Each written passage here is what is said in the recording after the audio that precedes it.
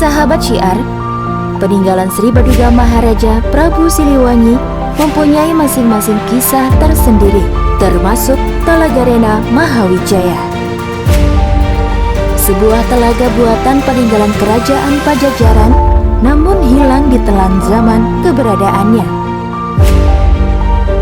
Bagaimanakah tim Syiar dalam gelap menggali informasi keberadaan talaga yang berada di Rancamaya, Bogor, Jawa Barat? Semua akan diungkap hanya di Syiar Dalam Gelap. Siapa kira-kira yang memuslimkan Prabu Siliwangi pada waktu itu? Ya. Nah, ini juga masih pertanyaan besar. Betul. Dan banyak juga yang mengkaitkan dengan keberadaan Kebun Raya Bogor sebagai hutan Samidah. Menurut Bapak seperti apa, Pak? Menurut Pak Agus, Prabu Siliwangi masih hidup? Masih hidup. Masih hidup. Masya Allah. Itu banyak Pak yang meninggal. Masya Allah. Tidak saya wajar. dengar Gitu. sampai Tidak wajar. Danau ini, situ ini terkenal sangat angker.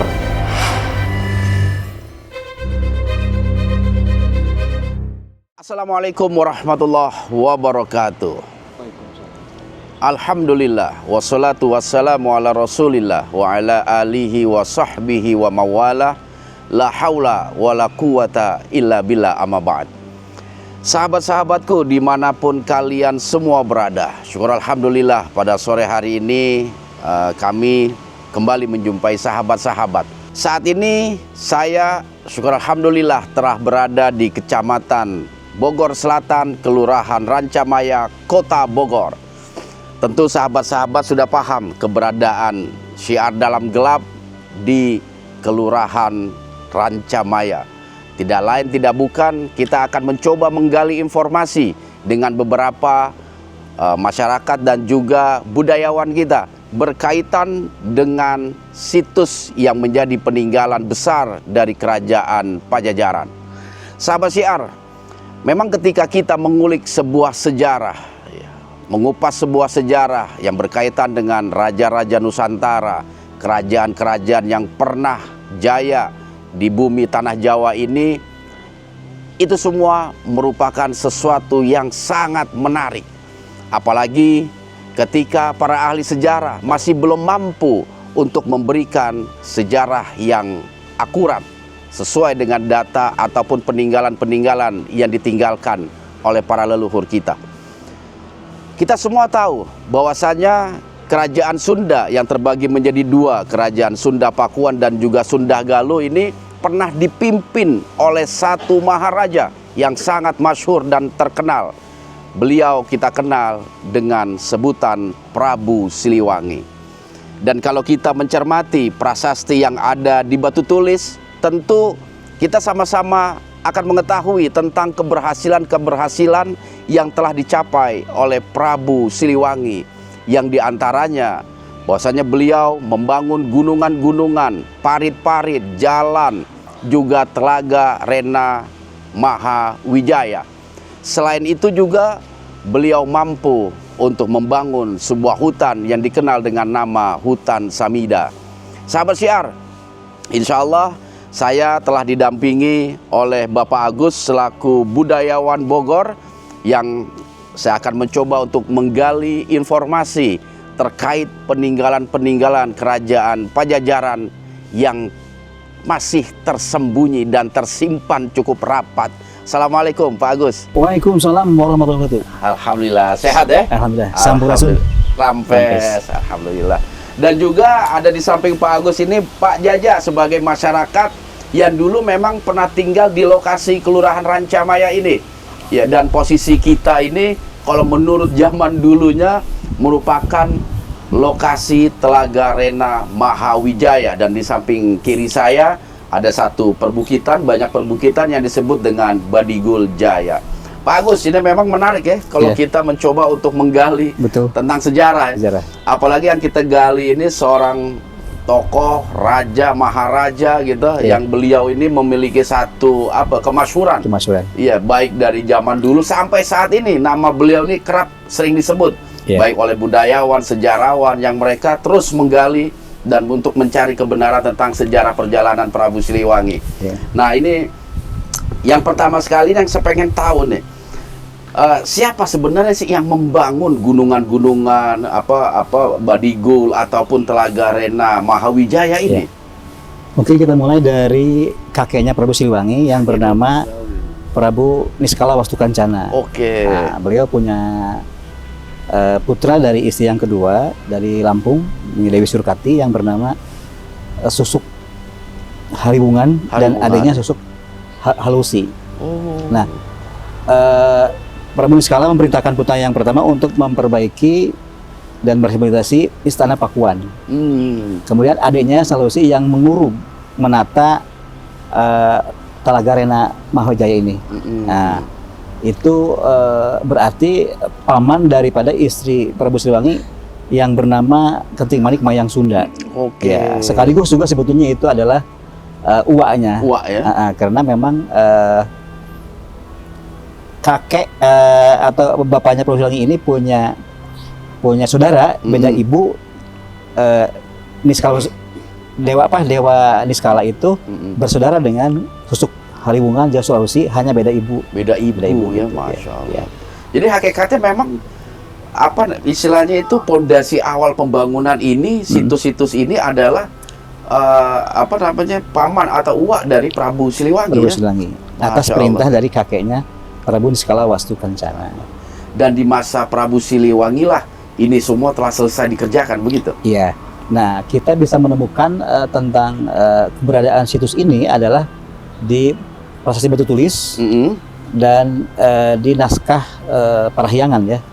Naskah Parahyangan di mana dikatakan bahwa Prabu Siliwangi lah yang melakukan program-program besar terkait juga dengan ekologi, ekosistem dan geologi daripada tanah yang ada di Sunda, khususnya di daerah Bogor, di mana pembangunan telaga ini disempurnakan juga terkait tidak hanya yang kita kenal. Jadi kita bisa melihat bagaimana waktu itu pemikiran visioner ke depan tentang penanganan banjir. Betul ya.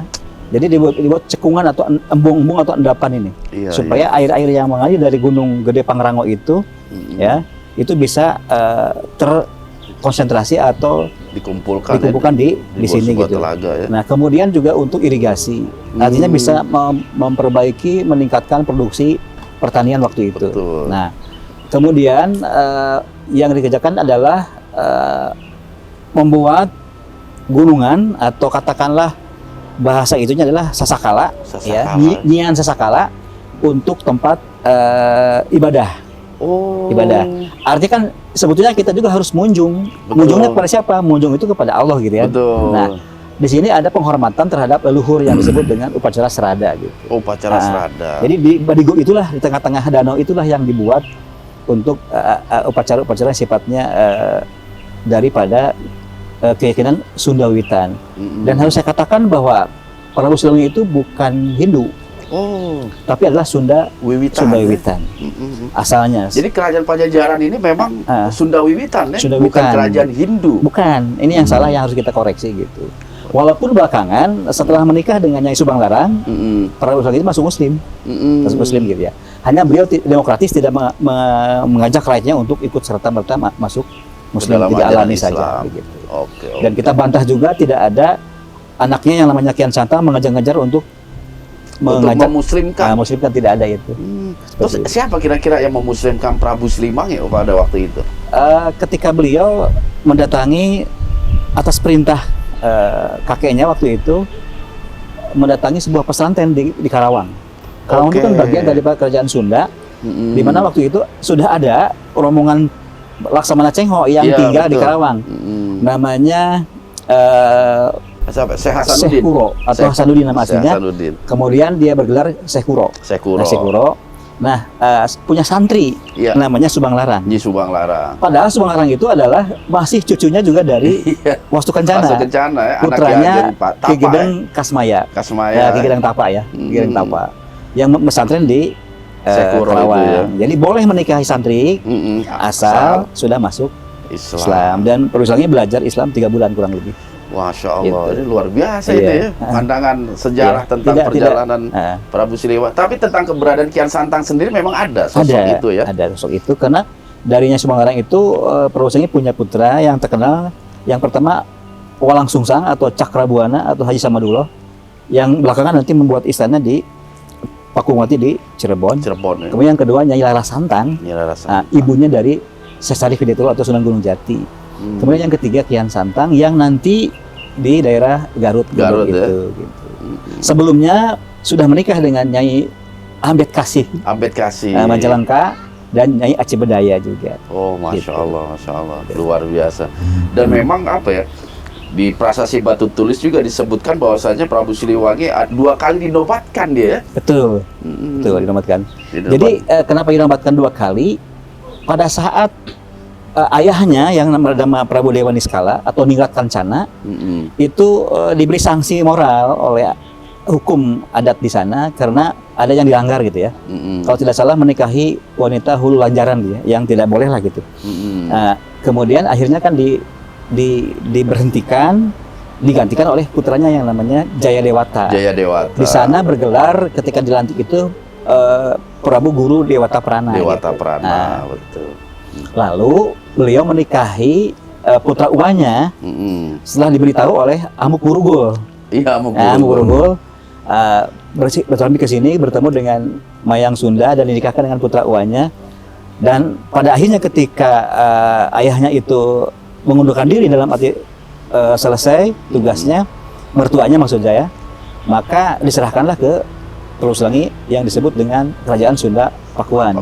Diberi digelar dengan gelar yang namanya Sri Baduga Maharaja. Akhirnya di sana raja, di sini raja akhirnya disatukan. Disatukan ya. Nah, ini pengulangan sejarah ketika dulu juga bersatu, zaman Sanjaya pisah lagi, bersatu lagi, pisah lagi, bersatu lagi gitu.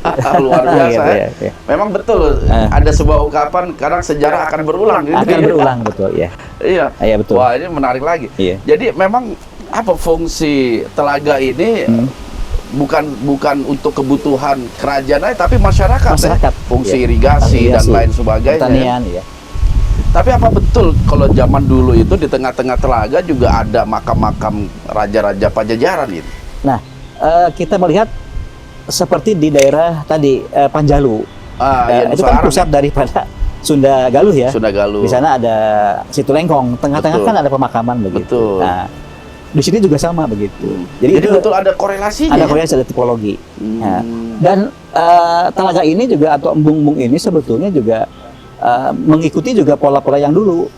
Di Prasasti Tugu di daerah Bekasi itu ketika zaman Tarumanegara sama Purnawirawan juga mendirikan yang namanya situ untuk tadi cekungan ya, untuk menampung air dan irigasi yang namanya Candrabaga. Oh, Candrabaga. Kita sekarang ada stadion Chandra. Iya, Candrabaga. Gitu. Betul. Ya, itu. Seperti itu.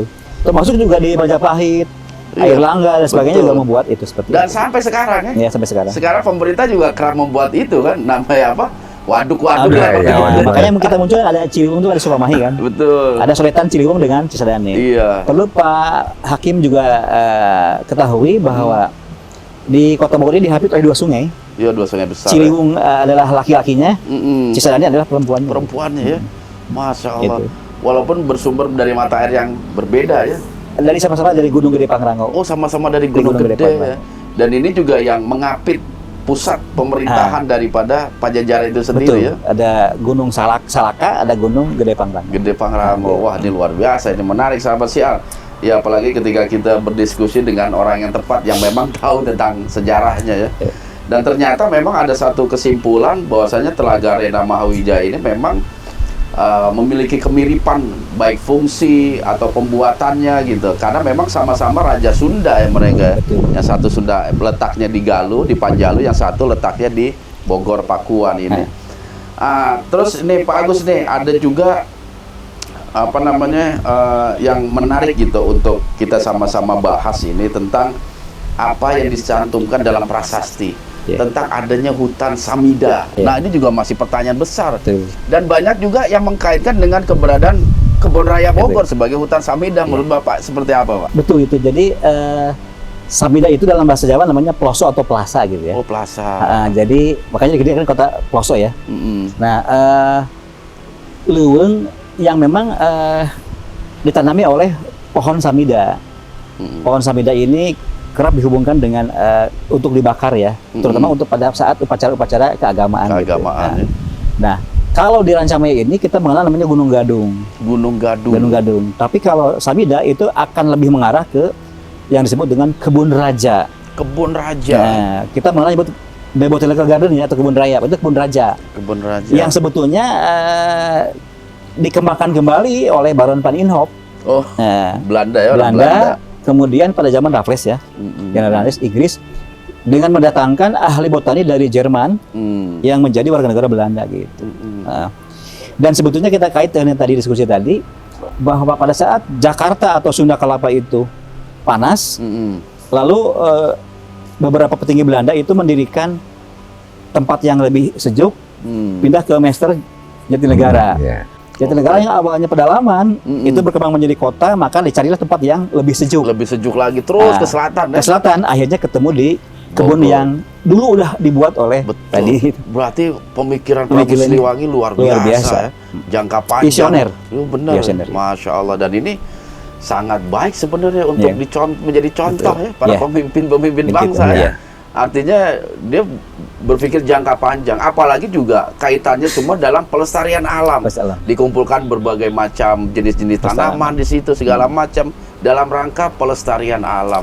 Ini luar biasa nih, dan bisa menjadi contoh positif bagi pemimpin-pemimpin bangsa ini tentang karakter kepemimpinan dari Prabu Siliwangi. Terus juga nih Pak Agus, ini kan ada juga tersebar mitos ya di tengah masyarakat itu tentang moksanya Prabu Siliwangi beserta keraton, karena memang saat ini kita masih kesulitan di mana sih letak sesungguhnya keraton itu, bekas-bekasnya seperti apa tidak diketahui gitu. Kalau menurut Bapak ini bagaimana dengan mitos yang beredar itu tentang moksanya Prabu Siliwangi, keraton dan juga prajurit-prajuritnya itu?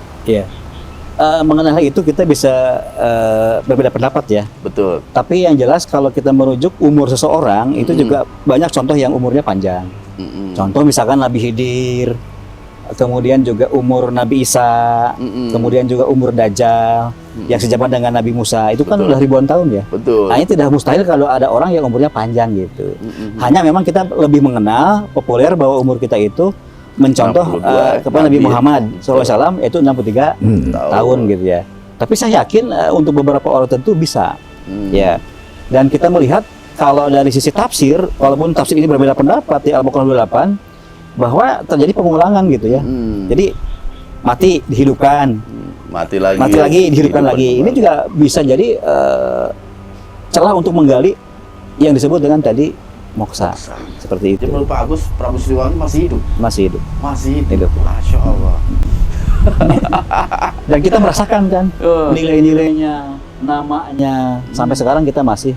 Maksudnya hidup secara jasad dan ruh, atau dia memang karena kalau bicara hidup tentang meninggal, makamnya sampai sekarang nggak ada. Nggak ditemukan. Belum ditemukan makam Prabu Siliwangi sampai sekarang. Gitu. Iya. Artinya ada kemungkinan seperti itu. Gitu.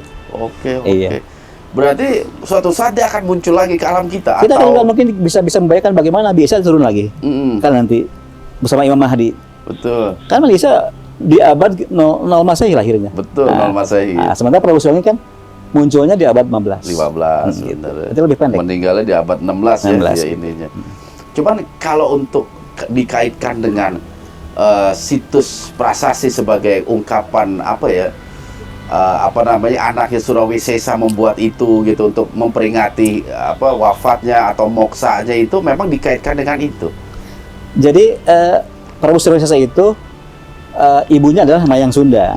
Punya adik namanya Surosowan. Yang di Banten kan. Di Banten.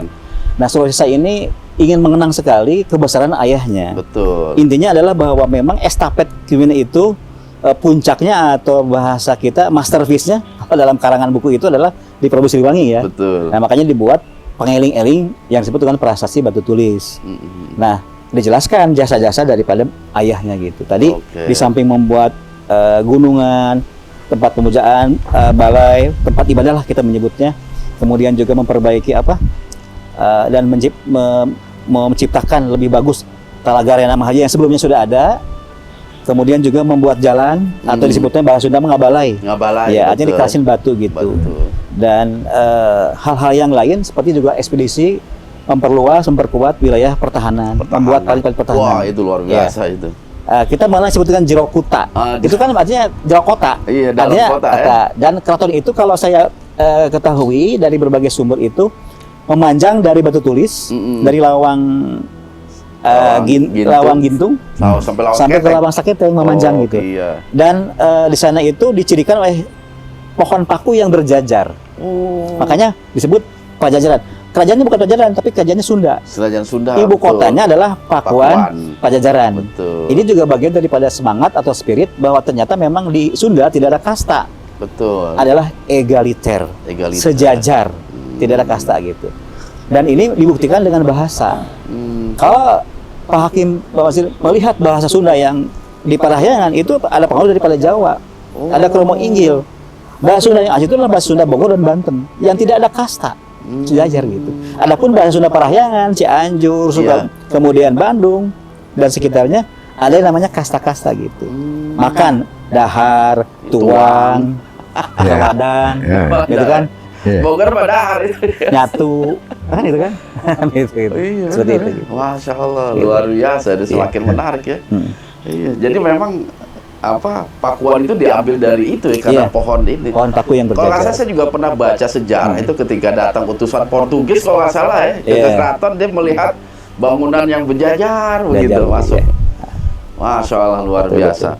Nah terus ini ada juga satu pendapat ini tentang Abu Jenazah Prabu Siliwangi ini. Itu juga pendapat ini nggak bisa dibuktikan juga ya, karena nggak ada sampai sekarang. Cuman ada yang mengatakan bahwasanya Abu Jenazah dari Prabu Siliwangi ini disemayamkannya di Telaga Rena. Tapi kalau Pak Agus pernah dengar nggak ada orang yang berpendapat? Saya langsung membantah karena tradisi di Sunda Witan tidak ada yang namanya pembakaran Abu Jenazah. Oh, tidak ada pembakaran. Itu tradisi di Hindu gitu. Oh, ya betul, benar. Jadi ibaratnya Bapak sendiri nggak meyakini hal itu terjadi, karena memang hakikatnya kerajaan Pajajaran ini nuansanya Sunda Witan ya, bukan Hindu ya. Dan Sunda Witan itu adalah pengertian Sunda Witan kan Witan itu asli, asal. Jadi kalau bicara tentang Islam, Nabi Adam itu sampai dengan Nabi Muhammad agamanya sama. Betul. Agama Islam. Akidahnya sama, yang berbeda adalah syariat. Dan Nabi Muhammad sebagai Nabi adalah yang menyempurnakan syariat itu. Artinya dari sisi akidah sama. Hanya beda nama. Kita menyebut yang disebut dengan Allah, Rob. Iya. Orang-orang dia dulu menyebutnya adalah Sang Hyang Tunggal, Nununggal Kalangengan. Itulah Allah juga. Nama Allah juga. Betul. Memang hanya syariatnya yang berbeda. Betul. Gitu. Sama. Masya Allah. Satu lagi Pak, boleh. tadi ada yang kurang, bahwa telaga ini atau katakanlah danau ini, situ ini terkenal sangat angker. Sangat angker. Jadi kaitannya dengan kalau dalam mitos di berbagai sastra itu kaitannya dengan jadi kejahatan yang memang dari asal di sini gitu ya. Sehingga berbagai cara oleh raja dulu juga dikendalikan lebih lunak ya, dilunakkan gitu ya.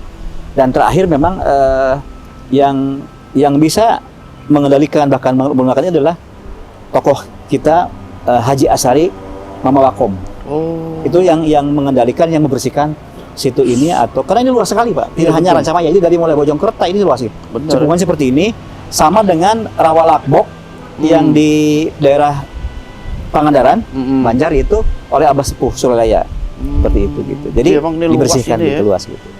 Di situ ada jasa Mama Bakong atau Haji Asari yang membersihkan ini gitu. Dan kita lihat juga ketika terjadi proses penghancuran itu banyak Pak yang meninggal. Masya Allah. Tidak wajar gitu. Sampai lebih dari 100 orang itu. Artinya apa? Memang di sini sangat luar biasa gitu. Masya Allah. Tapi kan bagaimanapun juga kekuasaan Allah. Betul. Wah, ini menarik. Ini Pak Jaja nih sebagai masyarakat di sini nih Pak. Bisa nggak ngasih gambaran Pak ke kita semua? Ini kan Bapak sempat pernah tinggal di lokasi ini sebelum lokasi ini jadi perumahan, kampung dan lain sebagainya. Itu situasinya seperti apa sih Telaga Rena atau wilayah perumahan inilah? Sepengetahuan saya waktu dulu itu, sini tuh hutan ya? Hutan. Sini malah banyak pohon karet, pohon jenjen, jenjen ya. Karena kalau dari kata jenjing ya. Nah itu pohon-pohon apa segala macam, istilahnya ada pohon aren segala macam di sana. Dan itu masyarakat yang nanam itu? yang rawat? Kalau yang Musang Karet itu memang masyarakat yang nanu itu memang dulu Masyarakat, di perkebunan ya. Perkebunan, Kita, ya? gitu kan dulu gitu. Malah di sini masih hutan belantara di sini Hutan tuh. belantara, ya? Karena sini iya, dan perumahan pun di sini tuh masih jarang gitu. Masih Dulu jarang, tuh. Iya.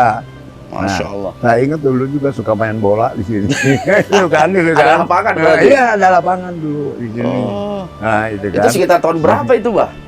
Tahun berapa ya? 80-an ada? Saya rasa ya sekitar itulah Tahun kita 80-an itu itu ya. ya. Pokoknya sampai sebelum istilahnya ini dibeli oleh perumahan, ya itu masih ada. Masih ada ya? Masih ada. Masya Allah. Ada. Terus ada nggak masyarakat tertentu yang datang ke titik-titik tertentu, mereka melakukan tirakat, ritual dan lain sebagainya? Ya, saya itu dulu suka dengar-dengar aja Oh, ya. dengar, tapi ngelihat sih enggak ya? Enggak. Mm-mm. Karena pernah misalkan ini kalau ada misalkan ritual atau emang itu, nah itu suka ada ke Gunung Gadung ini. Kegunungan ini ya. Di situ, terutama yang dia punya pimpinan Prabu Siliwangi itu. Nah itu Oke. selatan ini di situ. Mm-mm. Tapi ya sekarang ini setelah misalkan ini udah nggak ada lagi. Udah nggak ada gitu ya? kan, Betul. gitu kan. Gitu dulu. Nah itu di sini memang kalau sebut mata air di sini paling banyak mata air. Banyak ya. Nah, Masya Allah. saya sendiri juga mandi. Dan posisi katanya jalan ini juga adanya di bawah ya, di Iya, bawah. iya, lokasi di ini bawah, ya? di bawah. Hmm. Ya karena ya, jadi kan makanya di sini bukit ini karena memang agak membukit gitu, bukan agak misalkan meninggi dia, agak bukan, tinggi. bukan, Jadi bukan, memang bukan. benar-benar berupa cekungan ini. Cekungan, ya. Itu iya. Cekungan ya. Bukan Masya Allah. istilahnya kata Gunung Badigul, gimana udah gunung nggak ada tuh. Baik, Pak Agus, Tapi betul ini buktinya namanya itu memang. Badigul ya memang, Ya. gunungan ini ya. Badigul. Nah itu apa sih makna dari Badigul atau bisa dijelaskan ke kita nggak itu tentang Badigul itu ini dalam kayu itu ada yang namanya mata yang menonjol ya. Oh. Makanya kan mata holang, Ya, Badigul mata mahoni helang. ya. Maksudnya yang menonjol Mata gitu, helang, titik-titik ya. itu gitu ya. Oh iya. Jadi iya, semacam iya. lokus atau fokus lah dalam Fokus, bahasa ya. kita itu ya. Jadi dia memang bentuknya itu bukan gunung satu tapi berbukit-bukit gitu ya. Gitu ya. Kayak semacam mata begitu Iya. yang menonjol Iya, seperti betul. itu ya. Ya kan hasil penataan itu. Dulunya kan tidak ada ini, tidak ada Oh iya, pulau di betul. tengahnya. Itu hanya Betul. ini kan dibuat. Oh. Yang disebut tadi gunungan tuh. Gunungan Nah, itu itu ya, ya. maksudnya itu Nah, ya. itu, Wah, iya benar. Baru dapat itu. Dan kemarin nyari-nyari tuh Badigul apa. Masya Allah. Tapi dulu memang kalau dari Abah sendiri memang ketika masuk area ini ada merinding atau Jelas ada merinding. merinding ya? Angker ya? Angker ke sini tanggal. Berarti ini juga satu tempat yang dijauhi sama masyarakat, jangan lama-lama tidak. Oh, Iya. Jalan aja masih ya ada batu-batu. Batu-batu besar, Tapi dari sini tuh langsung terus ke apa tuh batu itu bukan itu ya. Cipaku. Nah, Cipaku. Cipaku. Nah, itu. Coklat, kan? Ke situ. Hmm. Itu. Itu masih kalau dari itu ya nggak udah begini udah nggak berani. Udah udah rasanya Masya udah, Udah beda aja udah lah. beda gitu. Berarti ini juga akses antar kampung jalan ini dulu Iya, gitu ya. Iya. Ke arah ke Cipaku Iya, ya, lewat sini iya. ya. Masya Allah. Ini menarik sekali ini. Terus Memang- satu lagi nih, mumpung ada Pak Agus, saya memang dari dulu ada satu pertanyaan besar yang belum Iya. ketemu jawabannya nih Pak Agus. Tentang Arca Domas ini. Ya kalau dilihat dari Arca Domas itu kan apa ya? Arca itu patung lah ya. Iya. Domas itu apa disebutnya 800 ya kalau nggak 800. salah. Nah saya pernah datang ke Arca Domas dan pengen hitung patung itu ternyata satu pun nggak ada itu. Itu sebenarnya sumber nama Arca Domas itu dari mana? Apa dulu memang ada arcanya atau memang hanya istilah aja itu? Apalagi ada nama layang Salaka Domas juga itu. Sasaka Domas juga. Sasaka Domas iya. itu. Jadi kalau di Islam Mm-mm. kita mengenal alam itu ada 4. Ya. Kalau menggunakan satu sisi ya, Mm-mm. yang disebut dengan alam mulki, alam malakut, Iya. alam jabut, alam lahut. Mm. Ada juga disebut matabut alam 7. Nah gitu. Di Sataria. Nah kalau di Sunda ada alam kalau di Baduy Mm-mm. ada alam Pancabuana Mm. luhur, Mm-mm. ada Pancabuana tengah, ada Pancabuana handap. Oh. Kita ada 3 gitu kan. Mm-mm. Nah, Sunda itu 3 biasanya. Makanya disebut dengan Tritangtu. Iman, Islam, Ihsan. Ihsan. Tekad, ucap, rampah gitu. eksekutif, yudikatif, legislatif. Karesian, karamaan, karatuan. Nah, ada sasaka domas, ada arsa domas tadi, ada satu lagi ada tadi yang layang salaka domas itu. Nah, itu menunjukkan bahwa tempat itu adalah pusat daripada konsentrasinya untuk melakukan ibadah. Iya, spiritual lah. Spiritual gitu ya. Dan memang setiap peradaban atau umat juga membutuhkan lokus. Betul. Umat Islam membutuhkan Ka'bah. Nah, kan bukan berarti Ka'bah itu Allah tinggal di sana kan, walaupun disebut rumah Allah Baitullah. Itu hanya batu kosong saja, persegi 4 gitu ya, batu. Sama dengan nenek moyang kita juga yang Sunda Wiwitan menggunakan lokus gitu. Ya, makanya ada disebut dengan batu cengkuk, batu kujang, batu itu adalah termasuk tempat untuk berundak gitu, megalit itu untuk ini gitu ya. Untuk apa? Lebih fokus kepada jadi sisi spiritual gitu, iya. Kepada karena Allah itu kan tidak butuh tempat. Betul. Tidak butuh beda dengan makhluk yang lain, laisa kamislihi gitu. Seperti itu gitu. Disitulah maka kita menyebutnya adalah itu yang disebut dengan kabuyutan. Iya, betul. Istilah zaman dulu kabuyutan. Tempat-tempat yang sangat sakral, dan kalau kita ke sana itu harus kita hisap energinya. Karena sama kita kayak datang ke masjid itu energinya energi positif. Iya. Seperti itu betul, gitu. Masya Allah. Sama sih ada memang cukup menarik, dan saya rasa ini kalau kita kupas terus ini 7 hari 7 malam juga nggak kelar ini. Tapi inilah salah satu pijakan kita, liputan kita insya Allah akan mencoba untuk menelusuri tentang misteri Telaga Rena Mahawijaya ini. Apalagi next ke depannya juga kita akan menelusuri tentang sejarah situs Situ Lengkong seperti itu, sahabat siar. Dan mudah-mudahan wawancara saya bersama Pak Agus dan juga Abah Jaja ini bisa menambah pengetahuan dan juga wawasan kita, terutama ketika kita mempunyai satu kecenderungan untuk mempelajari sejarah-sejarah, khususnya bagi orang Sunda nih, untuk sejarah Pajajaran seperti itu. Ya, saya berharap wawancara ini dapat menambah wawasan kita. Ya. Baiklah sahabat siar, insya Allah kita akan lanjutkan nanti dalam satu kegiatan prosesi mediumisasi. Kita juga pengen tahu versi sananya, versi alam gaibnya. Walaupun tentu informasi yang kita terima dari alam sana belum bisa kita jadikan sebagai standar kebenaran kita. Kita hanya menggali informasi untuk menambah wawasan. Mudah-mudahan juga ini memotivasi kita untuk terus menggali sejarah yang ada di sekitar kita. Ingat, jaga terus iman, ilmu, dan amal kita. Dan tetap di Syiar Dalam Gelap. Wassalamualaikum warahmatullahi wabarakatuh. Waalaikumsalam warahmatullahi wabarakatuh. Rampes, bagus, terima kasih banyak. Kegelapan terbitlah sinar, iman, ilmu dan amal membawa harapan. Dalam gelap kita temukan jalan, Syiar yang teguh membimbing langkah insan. Syiar dalam gelap, terang di keheningan, iman, ilmu dan amal jadi pegangan. Di setiap langkah terucap namamu, Syiar dalam gelap, penerang gulita.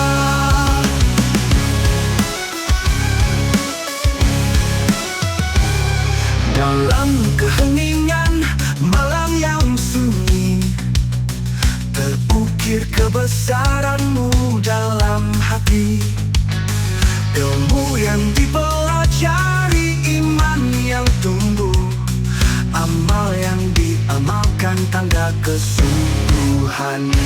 Syiar dalam gelap, terang di keheningan, iman, ilmu dan amal jadi pegangan.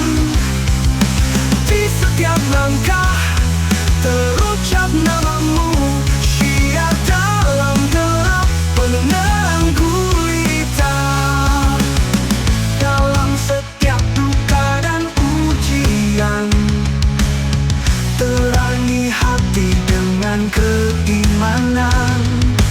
Teguhkan langkah, berpegang padanya, Syiar dalam gelap, penerang langkah jiwa.